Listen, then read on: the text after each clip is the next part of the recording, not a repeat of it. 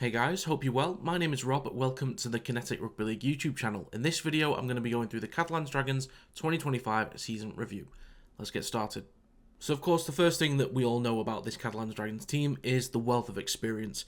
Sam Tompkins, Tommy Makinson, Remus Smith, Nick Kotrick, Luke Keary, Benjamin Garcia, Julian Bousquet, Tarek Sims, Elliot Whitehead. Ridiculous amount of experience, and that's not even, the entire list that I can go through. It's ridiculous. Now, I'll just start with an individual level just to kind of get the worst out of the way, or the most negative statements out of the way, really, is that you gain experience over time. Over time, you become older. Over time, you become a little bit slower. You're not at the same pace anymore. That's the only negative about having a squad with so many older players, is the pace of the game. Luke Keary's a smart player. Is he at the same pace? We'll see. Sam Tompkins is a smart player. Is he at the same pace? We'll see. Tommy Makinson is a smart player. Is he at the same pace that he used to be as a winger? We'll see.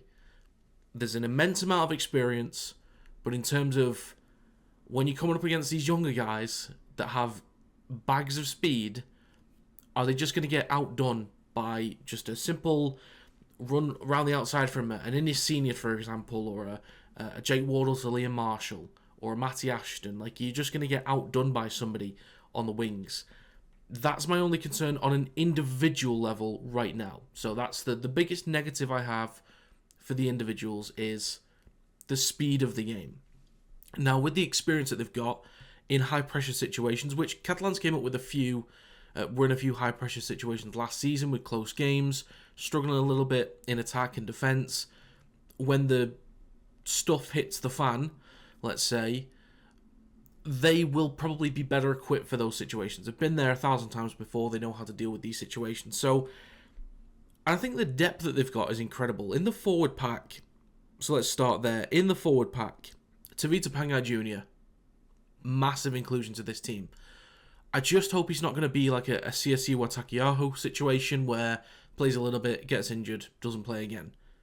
I hope that Tavita Pangai Jr. is there for a while, because he'd be fun to watch in Super League. Benjamin Garcia, moving from 13 to 9, is a question mark for me. I've not seen him play as a 9 much, to be honest, if at all.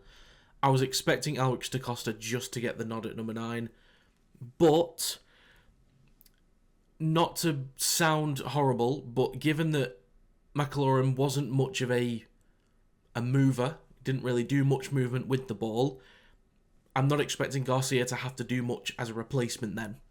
Not too many scoots from dummy half, trying to find gaps behind the ruck. So there might not be much of a change there. I just think losing him as a 13 is difficult, but I think replacing him with Oliver Partington is solid. Young player, still with plenty of experience, but a lot that he can learn and offer to this team in the forward pack. But then on the edges, Sims and Whitehead, wow. Honestly, wow. Just the wealth of experience is incredible. Julian Bousquet in the front row as well. So even the depth coming off the bench, Alex DaCosta, Chris Satai, oh my goodness.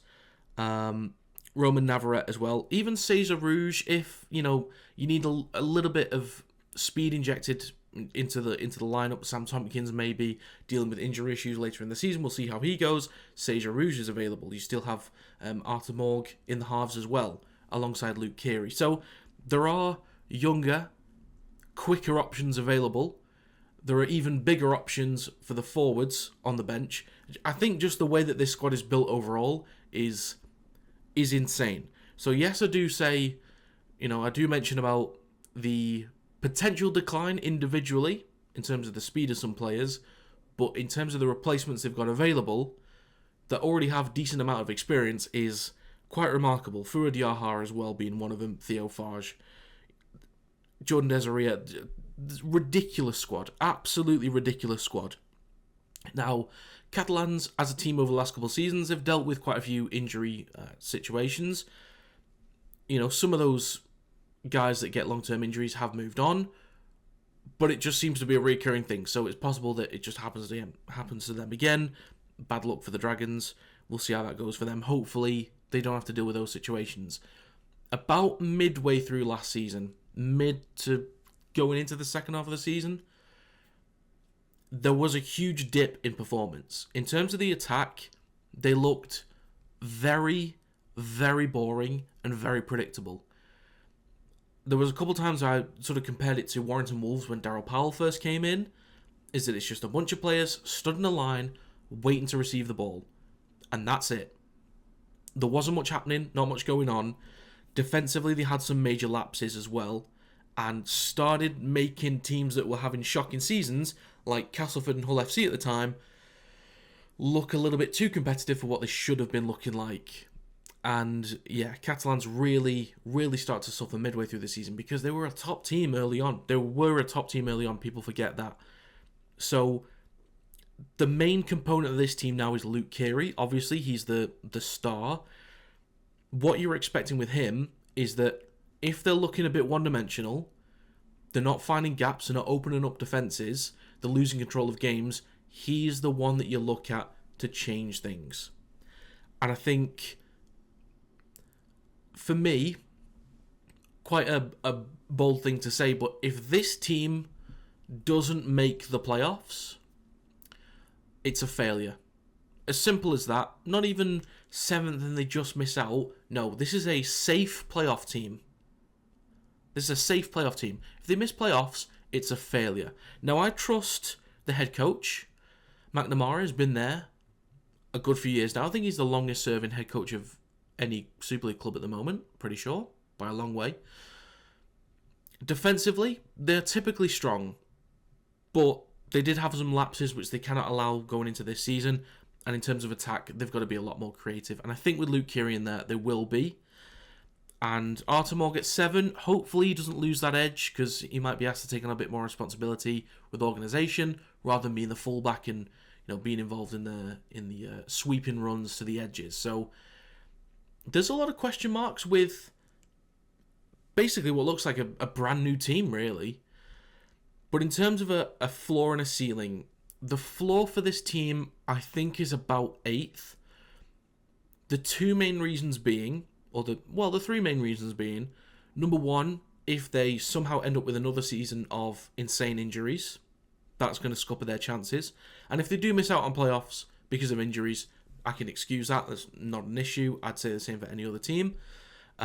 Number two is probably if there are still some bad habits from last season, defensive lapses and lack of control or organisational creativity. If they still happen, there's a chance that they miss out on playoffs again because of that, if those habits are still there.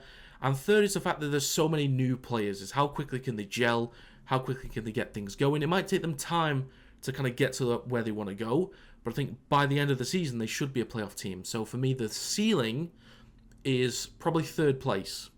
I think there's a few other teams that are a little bit more settled in their squads and have made improvements to their squads as well.